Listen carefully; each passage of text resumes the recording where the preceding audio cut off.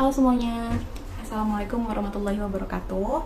Selamat datang di video aku untuk moms and dads yang mungkin merasa atau mencurigai anaknya punya tangkai dan lip tie, yang pada akhirnya memilih untuk mengklik video ini karena aku juga punya pengalaman yang sama. Sekitar hampir 2 tahun yang lalu anak aku itu pernah ada tangkai dan lip tie di dalam mulutnya. Waktu itu anak aku itu ketahuannya di usia 1 bulan. Harusnya bisa lebih cepat dari itu, tapi ya ini pembelajaran juga buat aku dan suami. Dengan adanya kejadian itu, ya aku bisa cerita di sini. Insya Allah aku mau sharing secara lengkap proses ketika aku mulai curiga anak aku ada tangkai sampai aku tahu, dan kita melalui proses insisi dan kita terapi pasca insisi sampai anak aku benar-benar sembuh dari tangkai dan lip tie. Mungkin aku cerita sedikit backgroundnya tentang anak aku. Anak aku itu perempuan, sekarang usianya udah hampir 2 tahun. Aku taunya dia punya tangkai dan lip tie itu di usia dia 1 bulan. Jadi awal-awal dia lahir itu, Mams, dia itu nggak bisa nenek langsung sama aku. Aku waktu itu ada kendala, jadi aku nggak bisa DBF. Awal-awal aku harus ngasih dia sufor, terus aku pumping untuk ngerangsang produksi ASI-nya. Singkatnya, aku bisa DBF akhirnya tuh di usia dia 12 hari. Waktu itu aku minta bantuan sama konselor laktasi. Jadi aku bikin janji temu sama seorang konselor laktasi untuk minta bantuan nih supaya aku bisa DBF gitu kan. Nah, pada saat sesi konsultasi itu, aku dibantu banget, aku diajarin beberapa posisi menyusui yang cocok dan nyaman buat aku. Di saat itu juga beliau bilang sama aku nih, mulai curiga kalau anak aku ini ada tangkai dan lip tie gitu. Nah, disinilah pertama kali aku tahu istilah TTLT ini. Tapi beliau juga melanjutkan bilang kalau tidak semua kasus TTLT itu perlu ditangani atau perlu tindakan.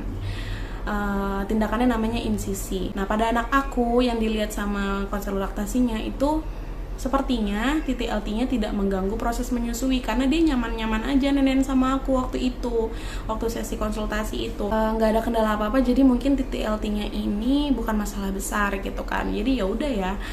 Setelah itu aku lanjut DBF gitu kan. Ya, pas anak aku usia 2 minggu, aku ngerasa anak aku tuh ngalamin growth spurt yang gejalanya tuh nenen terus, dikit-dikit nenen, terus jadi lebih rewel, terus kok kayaknya nggak kenyang-kenyang, kayak gitu kan. Pola tidurnya juga agak keganggu gitu. Nah, aku awalnya ngira dia nih growth spurt, atau mungkin dia memang beneran growth spurt. Tapi kalau growth spurt itu kan terjadi maksimal banget tuh 1 minggu biasanya. Nah, anak aku itu waktu itu gejala seperti itu, yang seperti growth spurt itu tuh terjadi sama dia selama 3 minggu. Jadi polanya tuh gini, kalau siang nenen nih sama aku, dia terus abis itu dia tidur bisa 45 menit sampai 1 jam, terus nanti nenen lagi. Nah, tapi kalau udah malam nih, di atas jam 9 sampai jam 4 pagi itu biasanya, itu tuh dikit-dikit nenen. Jadi nenen 20 menit, 30 menit sampai tiduran sampai kelepas, terus nanti 10 menit 15 menit kemudian dia bangun nangis minta nenen lagi. Makanya aku kalau malam udah tidurnya kayak tidur ayam gitu, Mams. Terus yang terjadi di aku juga puting aku pecah-pecah, lecet, kalau nenenin sakit banget gitu. Akhirnya pas banget di usia 1 bulan tuh aku bawa ke dokter anak, kan sekalian mau imunisasi BCG waktu itu. Nah, disitulah ketahuan kalau anak aku berat badannya cuma naik 60 gram, nggak sampai 1 ons. Saya pas dicek sama dokter anaknya, ternyata TTLT-nya itu ada di level 3-4. Setelah diskusi panjang sama suami, sama keluarga, akhirnya aku memutuskan untuk melakukan insisi, untuk ketemu sama dokter Asti Praborini. Cuman pada waktu itu karena udah full pasiennya, akhirnya aku nggak dapat ke dokter Asti, terus aku diarahkan ke salah satu timnya. Jadi dokter Asti Praborini ini, kalau Mams cari informasinya di internet mungkin akan banyak keluar. Beliau ini ahli dalam pertangtaian gitu, dan beliau ini punya semacam klinik laktasi gitu, kalau nggak salah namanya Praborini Lactation Team gitu, seingat aku ya. Di Rumah Sakit Puri Cinere itu ada salah satu timnya beliau, dokter laktasi, namanya dokter Diah. Aku diarahkan ke beliau. Pas dilihat anak aku, langsung diputuskan hari itu juga untuk melakukan insisi. Jadi mungkin aku jelasin juga insisi itu seperti apa. Jadi proses insisi itu bukan yang di ruangan operasi besar gitu, yang sampai harus dianestesis segala macam, atau yang sampai mulut anaknya nanti harus dibedah, diapain gitu, enggak ya mams. Insisi itu bedah kecil, jadi dilakukannya juga di ruangan konsultasi dokternya, di ruangan dokternya. Dan proses insisinya itu cepet banget, langsung digunting gitu kan tangkai sama lip tie-nya, terus langsung diarahkan ke ibunya untuk disusui. Kalau misalkan kita udah niat mau insisi anak kita, saran aku waktu itu sih ajak suami yang pasti, atau mungkin kalau suaminya nggak ada, bisa mungkin orang tua atau siapapun yang bisa menandatangani nanti surat keputusan melakukan tindakan, pokoknya intinya gitu. Jadi sebelum ada tindakan insisi itu, pendamping kita tuh harus tanda tangan dulu gitu kan. Pada saat itu sih aku sama suami, terus jadi aku diminta stay di ruangan dokternya, dan suami aku tuh ngurus semuanya. Jadi ngurus ke apotek, ngurus ke kasir. Nah, sedangkan aku pada waktu itu ya diminta tenang, relax aja di ruangan. Nah, makanya aku sarankan untuk ajak siapa yang bisa memang diandalkan untuk ngurus-ngurus itu. Terus aku diedukasi nih tentang senam lidah. Senam lidah ini penting banget, dan ini adalah penentuan berhasil atau enggaknya insisi itu gitu. Aku mungkin kasih tau ya video waktu aku diedukasi senam lidah sama dokter Diah. 5 kali sampai 3 minggu. Oh iya, gimana kan? Nih, gerakan 10 kali ya. 10 kali ya? Oh, ketat banget. Jam berapa aja dok senam lidahnya ini? 5 kali sehari dah, ini habis sholat. Langit-langit mulut. Kasian banget anak mama. Lidah dorong bawah. Insya Allah di sini 10 udah kali enak ya. Bagian Terus belakang. apa ya? Bagian samping lidahnya. Ya, samping lidah. Tepi. Kalau kayak gini keluar darah pun nggak apa-apa ya dok? Gak apa-apa. Lagi Gak apa-apa. Biasanya 3 hari pertama memang masih, karena dia mau nyambung tapi kita buka. Iya. Terus bagian lip tie digosok, bagian tangkai didorong. Pasti nangis. Nah, 10 kali dok ya 10 kali. Oke. Dulu kayak gitu. Ibu boleh udah dari selesai? video. Udah gitu aja ya. Udah. Jadi aku diedukasi untuk melakukan senam lidah itu selama 3 minggu berturut-turut. Seminggu pertama 5 kali sehari, itu di waktu-waktu sholat gitu. Jadi habis azan biasanya aku ngelakuinnya. Terus 2 minggu selanjutnya itu 3 kali sehari. Senam lidah ini itu sangat menentukan berhasil atau enggaknya insisi tangkai ini, karena gerakan-gerakannya itu membantu supaya tangkainya nggak nyatu lagi. Tangkai itu masih bisa nyatu lagi loh mams kalau kita perawatan pasca insisinya tuh nggak bener gitu. Makanya insisinya itu nggak putus di insisi aja selesai. Setelah itu tuh masih ada terapi perawatannya lagi, yang justru di situ adalah penentuannya ya. Anak aku karena berat badannya udah nggak naik ya sebulan pertama, jadi harus banget minum susu formula untuk ngeboost berat badannya dia gitu. Dokter juga minta aku dan suami waktu itu beli alat namanya SNS. SNS itu Supplementation Nursing System. Jadi alatnya kayak gini. Nah, alat ini itu mereknya Medela. Aku diminta beli untuk aku pakai di rumah. Jadi pas di ruangan dokter sih aku masih dipinjemin punya dokternya. Jadi alat ini itu ngebantu kita untuk ngasih susu formula ke baby tanpa melalui media dot. Alatnya tuh nanti ada selangnya kecil banget kayak bihun gitu.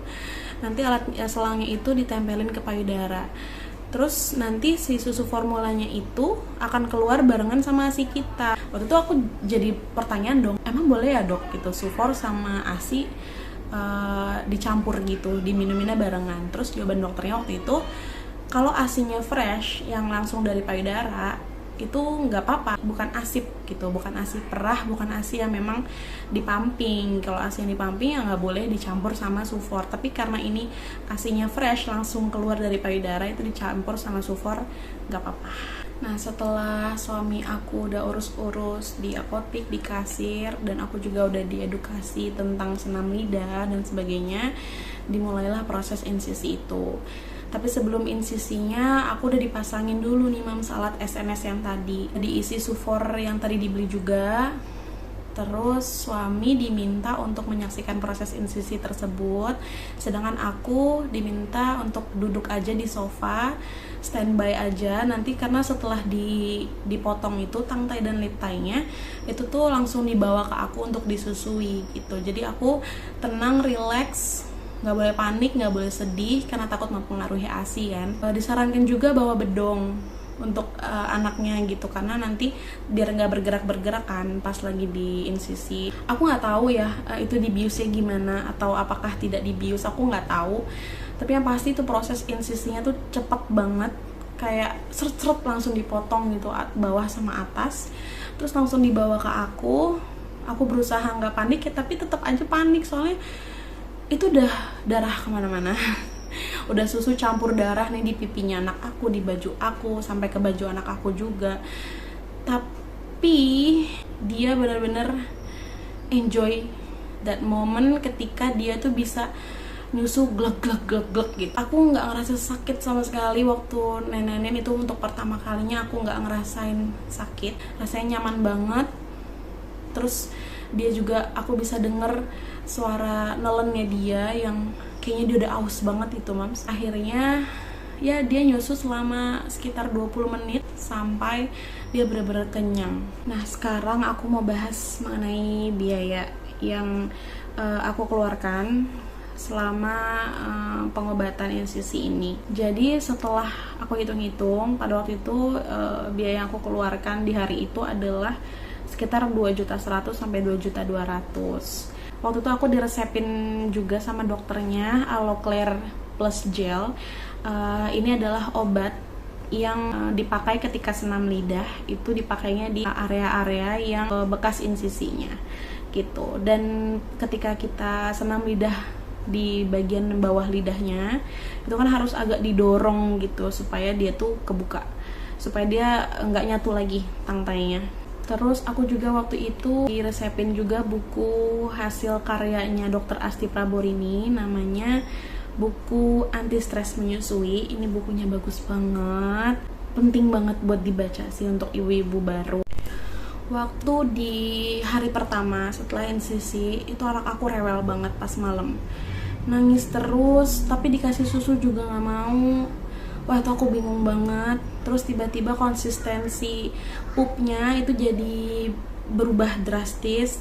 Untungnya aku punya kontak dari timnya Dr. Asti itu, yang Praborini Lactation Team. Mereka selalu ngebales chat aku. Kalau aku ada keluhan atau aku ada kebingungan apa, aku selalu ngechat kan di WhatsApp itu. Alhamdulillahnya itu hanya terjadi di malam pertama aja. Mungkin dia lagi ngerasain nyeri pasca insisi itu kali ya, baru berasa sakitnya atau gimana. Tapi di hari keduanya udah mulai nyaman lagi. Terus lama kelamaan konsistensi pupnya juga udah mulai bener lagi. Yang pasti setiap aku ngerasa bingung atau aku ngerasa ada sesuatu yang beda sama anak aku langsung tanyain sih ke timnya Dr. Asti. 3 hari setelah aku insisi itu aku balik lagi ke dokter untuk kontrol bekas insisinya. Waktu itu bekas insisinya jadi warna putih gitu. Justru itu bagus. Yang dicari memang yang seperti itu. Itu berarti aku senam lidahnya tuh benar. Terus obatnya yang Aloclair Plus Gel itu juga berarti bereaksi. Nah, setelah kontrol itu dan ternyata semuanya bagus, anak aku langsung naik 200 gram selama 3 hari. Alhamdulillah banget waktu itu. Dokter bilang ini anaknya fight juga bareng sama mamanya, jadi mama nggak berjuang sendirian, anaknya juga mau gemuk loh gitu, anaknya juga mau sehat loh. Nah, aku pakai alat SNS itu sampai anak aku umur 4 bulan. Meskipun jujur bosen banget ya Mams, dan alat itu tuh ngebersihinnya lumayan menyita waktu menurut aku ya. Jadi setiap habis dipakai, karena kita cuma punya satu kan alatnya, setiap habis dipakai harus dicuci. Nah, cucinya itu tuh harus pakai air mateng dan pakai air panas. Kemudian sehari sekali itu harus disteril. Jadi aku steril tuh selalu habis maghrib tuh pasti aku steril. Jadi cukup membosankan sebenarnya pakai alat SNS itu, tapi aku pikir demi kesehatan anak aku, kesembuhan anak aku, demi anak aku juga bisa nenen sama aku, bahkan mudah-mudahan sampai 2 tahun. Alhamdulillahnya masih sampai sekarang sih, sampai anak aku ini udah mau 2 tahun dia masih nenen sama aku. Sebentar lagi insya Allah mau disapi. Dan waktu itu ya dia sampai umur sekitar 4 bulan mau ke 5 bulan sih akhirnya aku berhenti pakai alat itu, karena anak aku juga udah mau MPASI kan waktu itu di 6 bulan. Jadi aku berhenti pakai alat itu, aku full nenen terus sambil persiapan MPASI-nya dia gitu, Mam. Ini pengalaman yang gak akan pernah aku lupain. Mungkin kalau anak aku udah besar nanti akan aku ceritain prosesnya ini, bahwa dia itu terlahir spesial. Sampai sekarang jujur aku masih gak tahu sih apa penyebabnya anak aku bisa punya tangtai. Kalau menurut dokter laktasi waktu itu kemungkinan itu karena kelebihan asam folat. Kalau kekurangan asam folat itu kan bisa bikin sumbing. Nah, kalau kelebihan asam folat kemungkinan bisa bikin anak jadi punya tangtai dan lip tie. Tapi sampai sekarang pun masih belum ada yang tahu penyebabnya apa. Gitu. Kemungkinan juga faktor genetik. Cuman aku nggak tahu di keluarga aku apakah ada yang punya tangtai. Kalau zaman dulu kan mungkin ada yang punya tangtai, tapi kan zaman dulu belum ada ya pengobatan kayak gini, belum ada ilmu-ilmu kayak gini, jadi ya dibiarin aja gitu. Nah, dokter laktasinya juga pernah bilang kalau tangtai ini nggak diatasin, kemungkinan dia akan cadel, akan ada speech delay segala macam. Tapi itu masih kemungkinan ya. Ada juga kok yang punya tangtai tapi nggak mengalami itu, nggak mengalami resiko-resiko itu. Makanya sebaiknya ya dikonsultasikan sih ke dokter atau ke orang yang lebih ahli. Itu aja Mams yang bisa aku sharing, kurang lebihnya mohon maaf. Terima kasih udah nonton video ini sampai habis. Mudah-mudahan anak kita semuanya dalam keadaan sehat dan selalu dilindungi oleh Allah Subhanahu wa taala. Terima kasih. Wassalamualaikum warahmatullahi wabarakatuh.